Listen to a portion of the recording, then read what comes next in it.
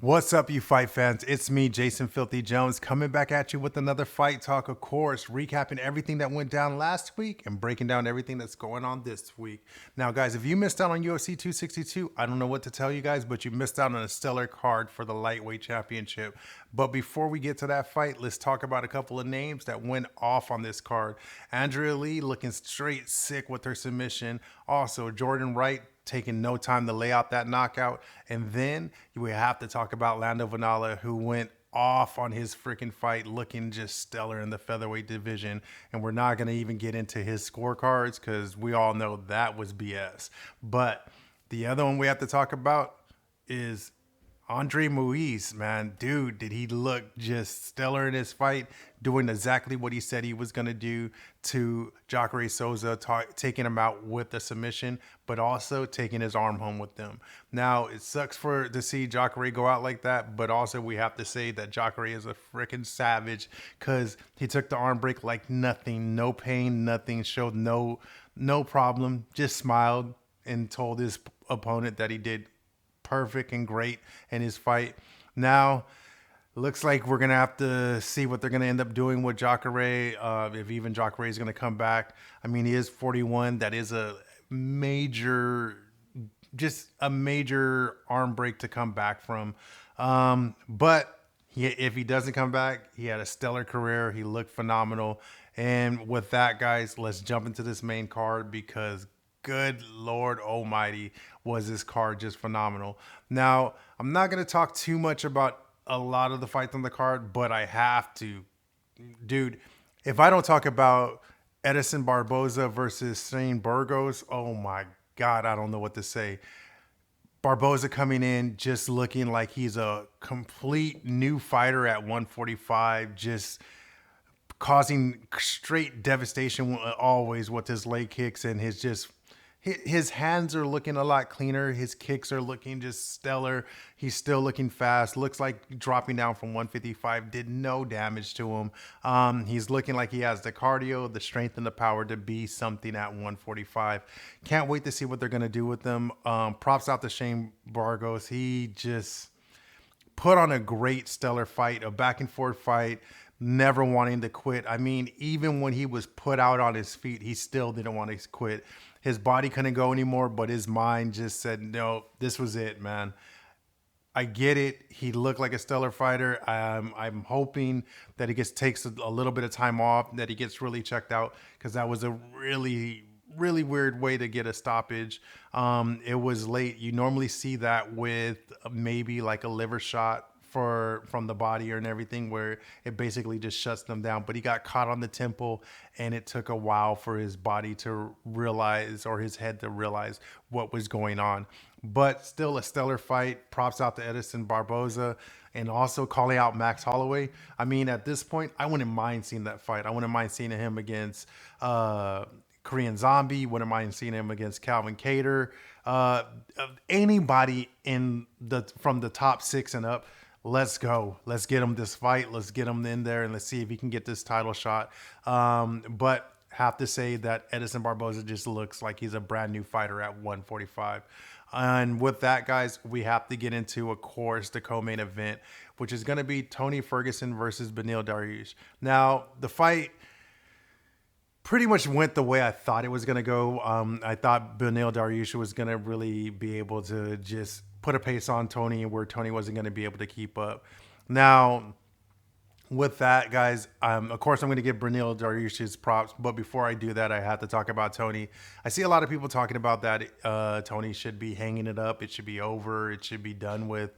But, I mean, come on, dude. He's still fighting at the elite of the division. I get it. He's on a 3-fight skid. But, I mean, if you guys don't remember, 2 years ago, Tony Ferguson was on a 12-fight win streak. Now, don't cut him out. Do I feel like he needs to be backed off in the top? Yeah, he does. I feel like he should fight somebody in the 15 to 20 spot. But with that, that's no slouch either. I mean, the lightweight division's just savages throughout the whole division, all the way to 1 to 25. Anybody can get it on any given night. But I feel like Tony needs a little bit of time. I hope he takes a little bit of time off, but knowing Tony, he's going to try to get right back in there. But just the way it's gonna go, man. Tony was looking great till he wasn't. Couldn't keep up with Beneil on the floor, which I told you guys before in the breakdown that Beneil Dariush is just a phenomenal jiu-jitsu player. But Beneil just tired him out. Basically, wasn't even trying to gas him out. Just put a continuous pace on the floor, making sure that he was tying up Tony in every single way. And even Beneil was tripped out that he wasn't able to get Tony to tap to that heel hook, just showing what kind of savage Tony is.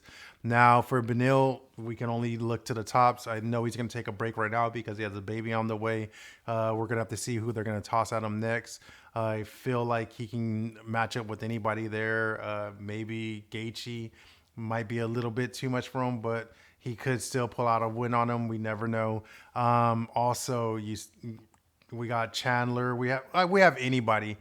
Now, with that being said, guys, we have to get to this lightweight fight for the lightweight championship, which was Michael Chandler versus Charles Oliveira. Now, this fight completely did not go the way I thought it was going to go. I thought that Charles Oliveira was going to get broken by Michael Chandler, and he was going to be able to put on a pace that he was not going to be able to keep up with. Now, in the first round, it did seem like it was going to go that way, where Chandler was just in his face, giving him all the power shots that he could, and was able to get Oliveira against the fence and basically get Oliveira dropped to the floor. And Chandler just started swinging for the fences, but wasn't able to get out of there. Oliveira was able to get saved by the bell, and the fight continues on. And then the second round, I feel like Chandler was a little bit overconfident with his power and a little bit overconfident with his striking, and was leaving gaping holes, which Oliveira was able to decisively put in a hook on his chin and connect so hard that it basically almost knocked Chandler out on his feet, where Chandler was stumbling back trying to get away, and Oliveira was able to catch him with another straight right and literally just put him out. Now, where do we go from here? Well, we already know Charles Oliveira is the lightweight champion, and now he's just going to sit back and wait to see who's going to win between Dustin Poirier and Conor McGregor. Now, if Dustin Poirier wins, I guarantee you we're going to just see Charles Oliveira versus Dustin Poirier, which is the number one seed basically in the lightweight division right now. Now, if Conor McGregor gets a win, I mean, with it being the UFC and it being Conor McGregor, we could see Conor McGregor get thrown right into a title shot. I doubt it. I think if Conor McGregor wins, I would like to see him go up against Michael Chandler, or, I mean, Beneil Dariush would even be nice. There's a couple of guys out there that would be a nice fight for McGregor to literally give him a chance to prove that he does deserve to get the title shot. Now with Chandler, where do we see him go from here? I mean, I don't see him falling too far in the division. I see him getting at least one or two more fights, and he'll be right back up there for a title shot. Now, who would I like to see Chandler match up with? I mean, we got Beneil. Of course, I would love to see Chandler versus Gaethje. We're just going to have to wait to see how the lightweight division pans out after the Dustin Poirier and Conor McGregor fight. Now, guys, that was that fight card. It was a stellar card. Now let's get into these freaking breakdowns. And of course, I got to hit you with down a Bellator 259, which is going to be Chris Cyborg versus Leslie Smith for the second time. But before we get to that title fight, have to talk to you guys about Darian Carwell going up against Leonardo Higo. Now, Darian Carwell is coming back into the cage after getting knocked out of the tournament for the featherweight title, which is going to be a stellar fight for him. This is actually a rematch. Do I see it going a different way? I don't know. Higo's looking kind of vicious on the feet right now. And Darian Carwell, it still seems to me like he has a little bit of a cardio issue. And it still seems like he doesn't mix his wrestling with his striking a little bit too much. Better than what he's been doing before. Now, would I like to see him clean it up? Where do I see him being able to win in this fight? I would probably push him up against the cage and see if he can get Higo to the cage, basically dragging him to the floor and trying to get some ground and pound in. Now, if he can't be able to do that, I see Darian basically trying to stay on the outside, which Higo's going to give him a chance to basically do that, and probably he's going to end up getting picked apart. Now, who do I feel is going to come out in the win with this one? I think with the aggressiveness that Cardwell is starting to see now, that he's going to try to push the pace, and he'll probably be able to eke out a decision win in this one, hopefully, or he'll be able to get a finish with the TKO finish. But Once again, don't count out Higo. I feel like he can also just knock him out very cleanly. Now, with that, of course, we got to talk about Chris Cyborg and Leslie Smith. And to be honest with you guys, I think this is just going to be a Zach repeat. It's kind of hard for anybody to stand on the feet with Chris Cyborg. She has a lot of devastating power. Her kicks are phenomenal. Her takedown defense is stellar. And knowing that she's been working on her jiu-jitsu a lot more now, and also working on her takedown defense even more. Do I see Leslie Smith being able to take her down to the floor? Don't really see it going that way. I see Chris Cyborg basically probably getting an early finish and an early stoppage, which will probably go down in the second round. Now, with that, guys, out the way, to get to this UFC Fight Night breakdown, which is going to be Cody Garbrandt going up against Rob Font. Now, before we get to that fight, we have to talk about a couple of other fights that are going to be on this card. But I'm telling you guys, this is going down Saturday night at 4 o'clock. Do not miss this card. It is a stellar card. It's one of those sneaky cards that could have some fight of the nights and some fight of the year fights. Also on this card is going to be Jack Hermansson versus Edmund Sebastian. Now, guys, Edmund Sebastian's coming back after his loss against Derek Brunson, and I'm telling you guys, he's coming back looking aggressive and hungry, trying to get back into that top of the division. And then he's going up against Jack Hermansson, who just lost to Vettori, who's about to be taken on Adesanya. Now, how do I see this matchup going? As long as Sebastian's able to keep it on the feet and just be able to strike with Hermansson, because Hermansson's striking isn't the best, but he does have some phenomenal trips, so he has some phenomenal ground game, can submit you at any cost at any time that he wants to. Now, if Shabazian's able to keep this on the feet, I can see him going back and forth and just making it a kickboxing match and being able to get Hermansson out of there probably in the second round. But if I see it go to the floor, I'm probably going to have to say Hermansson's going to get Sabajian out of there with the submission. Now, with already knowing that he's coming back off of that loss off of Derek Brunson, where Derek Brunson used a lot of his wrestling, I see that that is going to be the path that Hermansson's probably going to be taking to try to get this win. But I'm going to go with Sabazian in this one because I just think he's a little bit hungrier and he has a little bit more tricks in his arsenal to get basically Hermansson out of there. Now, we have to talk about this co-main event, which is basically a title eliminator. It's going to be Carla Esparza going up against Yang Zhanyang. Now, guys, Yan is a phenomenal striker, has a lot of power in her hands, is very devastating in the 115 division right now. I feel like this is a very hard matchup for Carla Esparza, even though she's getting better with her hands. I just feel like I don't know if she's going to be able to get Yan down to the floor. Also, because Yan has a very long, lanky style to her, and Carla's still coming in as the shorter fighter, has to get in on those basically all of the shots, trying to get Yan down. Now, where do I see this fight going? I feel like if it ends early, we're going to be talking about Yan getting that knockout. But if we go to decision, I'm going to have to give it up to the Cookie Monster. And if it ends up being that way, we already know who Cookie Monster is going to be going up against next. It's going to be Rose. And I can't wait to see if that fight goes down. Either of these fighters going up against Rose is a stellar matchup. Can't wait for it. Let's see how it goes. With that, guys, we got to get to this main event, which is going to be Rob Font versus Cody Garbrandt. Now, guys, these are two of the best damn strikers in the bantamweight division. Both have a lot of power. Both have heavy hands and just know where to put their hands in the right places to put somebody's lights out.